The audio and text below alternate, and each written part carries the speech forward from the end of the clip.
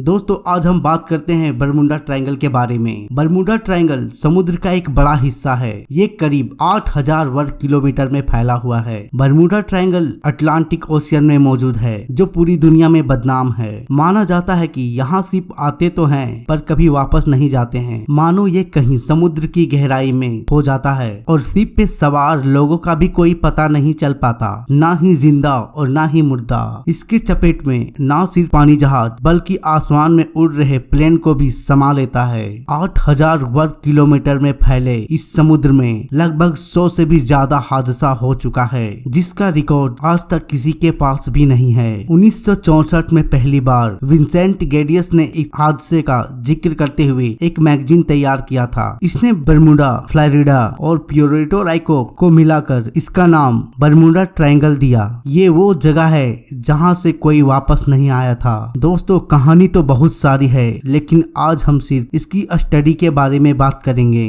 तो इस कहानी की शुरुआत होती है 1492 यानी कि 528 साल पहले। 1492 से 1945 तक और भी कई हादसे हुए होंगे, लेकिन इसका रिकॉर्ड हमारे पास नहीं है। 9 जुलाई 1945 यूएस नेवी का एक ऑफिसर अपने 10 क्रू मेंबर के साथ उड़ान भरा। ये एक नाइट ट्रेनिंग फ्लाइट था। उड़ान के ठीक 4 घंटे बाद प्लेन का संपर्क टूट गया। इसके बाद किसी भी तरह का सिग्नल नहीं मिला। उसके बाद अगले सुबह एक सर्च ऑपरेशन चलाया गया जो 10 दिनों तक चलता रहा। फिर भी प्लेन का कुछ भी पता नहीं चल पाया। प्लेन में बहुत ऐसे पार्ट होते हैं जो पानी में भी तैर सकते हैं। फिर भी रेस्क्यू ऑपरेशन को 10 दिनों तक कोई भी चीज हाथ नहीं लगा और आज तक ये घटना कहानी बन के रह गया। ठीक 5 महीने बाद एक नए ट्रेनर ग्रुप 15 क्रू मेंबर के साथ उड़ान भरा। इसके साथ 28 साल का एक अनुभवी कमांडर भी मौजूद थे। प्लेन को बहामस में जाकर बम गिराकर वापस आना था। सब कुछ ठीक चल रहा था, लेकिन ये सब करने में करीब 3 घंटे का वक्त लग सकता था। इसलिए प्लेन में 3 घंटे का ही फ्यूल भरा गया।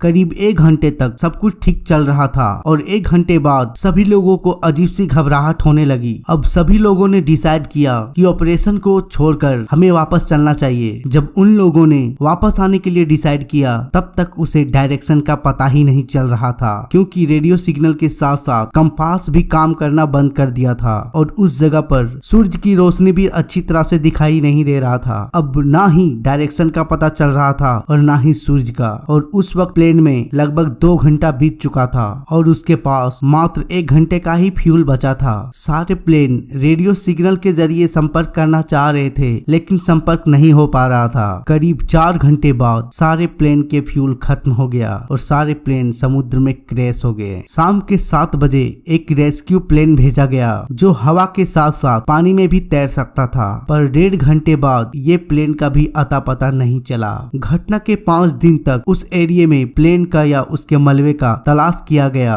पर प्लेन का कुछ भी पता नहीं चल पा रहा था। वहीं दूसरी ओर यूएस नेवी को ये लग रहा था कि इस प्लेन को कोई दुश्मन गिरा दिया, क्योंकि उस समय वर्ल्ड वार खत्म हुए कुछ ही दिन हुए थे और ये सब होता था हेक्सा क्लाउड के कारण। वहाँ इतना खतरनाक बादल बनता था कि मानो एक बॉम्ब के बराबर है और हवाएं भी करीब 250 किलोमीटर प्रति घंटा की रफ्तार से चलता था। ऐसे में उस रास्ते से किसी भी प्लेन को गुजरने के बाद उसका संतुलन खराब हो सकता है। करीब 70 साल तक ये घटना राज ही बना रहा। इसके बाद भी इसमें कई सारे घटनाएं हुई, लेकिन इसका रिकॉर्ड किसी के पास भी नहीं था। यहाँ हैरानी की बात है, हजारों फीट हवा में उड़ रहा प्लेन को बरमुडा ट्रायंगल पानी में समा सकता है, तो पानी में तैर रहे पानी जहाज का क्या हालत होता होगा। यहाँ कई सारे शिप के साथ ऐसा होने लगा। शिप में भी दिशा दिखाने के लिए कंपास का इस्तेमाल किया जाता था, लेकिन शिप यहाँ आने के बाद कंपास दिखाना बंद कर देता था। ये सब होने के कई सालों तक पता नहीं लग पाया। तो आइए जानते हैं कि समुद्र में ऐसा क्या होता था। समुद्र में शिप जब क्रॉस करता था, तब कोई भी तूफानी, कोई भी लहर या कोई भी तरह का लीकेज या किसी तरह का डैमेज देखने देखने को नहीं मिलता था और अचानक से पानी के अंदर धंसने लगता था। ये सारी घटनाओं को एक रहस्यमय तो नहीं माना जा सकता था, इसलिए इसके बाद रिसर्च ने इसके जमीन की जांच पड़ताल किया। इस घटना की शुरुआत हुई थी 9 जुलाई 1945 को। यूएस नेवी 10 क्रू मेंबर के साथ उड़ान भरा। ये प्लेन बरमुडा ट्रायंगल के पास जाते ही अचानक से संपर्क टूट गया और फिर इसका पता नहीं लग पाया। लेकिन ये सब अचानक कैसे होता था, ये सवाल का जवाब किसी के पास भी नहीं था, क्योंकि ट्रायंगल में अचानक से ही बदलाव आता था। इस रहस्य का पता हमें एक सैटेलाइट के जरिए मिला। एक सैटेलाइट उस रास्ते उसी वक्त गुजर रहा था। नासा के सैटेलाइट ने इस ट्रायंगल के दृश्य को कैप्चर किया। लेकिन सवाल ये आता है कि सभी यंत्रों में से कंपास को सबसे बेहतर माना जाता है, फिर भी उस जगह पे कंपास काम क्यों नहीं करता था। ये सब जांच करने के लिए बरमुडा ट्रायंगल के जमीन का पता लगाया गया। जांच में ये पता लगा कि ट्रायंगल के बहुत सारे हिस्सों में मैग्नेटिक प्रॉपर्टीज पाए जाते हैं और इसलिए कंपास कंफ्यूज हो जाता था। दोस्तों, जमीन में रहकर किसी चीज को देखकर दिशा का पता लगाया जा सकता है, लेकिन जहाँ चारों तरफ पानी ही पानी हो, वहाँ किसी भी तरह का दिशा नहीं नजर आ रहा है। उस जगह पर कोई भी कंफ्यूज हो सकता है। दोस्तों, ये सब आखिर होता कैसे था। ट्रायंगल में अचानक से एयर प्रेशर में बदलाव आ जाता था और पानी उथल पुथल मचने लगता था।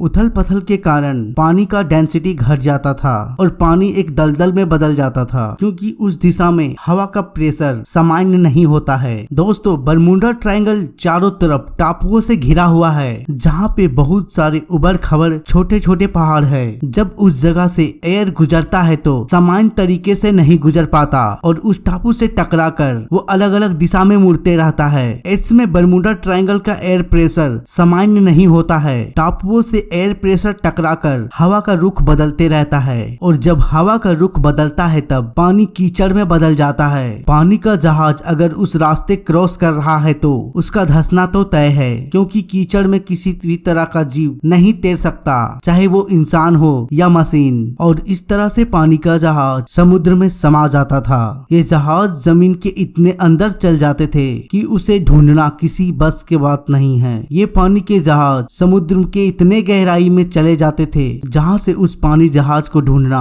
नामुमकिन था, क्योंकि समुद्र इतना गहरा है कि समुद्र की गहराई से अलग अलग तरह के गैसेस निकलते रहते हैं और इसी गैसेस के कारण पानी कीचड़ में बदल जाता है। तो दोस्तों, अभी के लिए बस इतना ही। तो बरमुडा ट्रायंगल के बारे जानने के बाद आप थोड़ा सहम से गए होंगे, लेकिन इसमें डरने की कोई बात नहीं है, क्योंकि आज की अपेक्षा पहले दुनिया उतनी एडवांस नहीं थी, उतने सारे टेक्नोलॉजीज नहीं थे। आज भी बरमुडा ट्रायंगल से बहुत सारे शिप गुजरते हैं, क्योंकि आजकल खतरे से पहले ही सिग्नल मिल जाता है। तो दोस्तों, वीडियो अगर अच्छा लगे तो वीडियो को लाइक कर दें और साथ ही चैनल को सब्सक्राइब कर लें, क्योंकि इस वीडियो को बनाने में बहुत सारे मेहनत लगते हैं। तो फिर मिलते हैं अपने नेक्स्ट वीडियो में।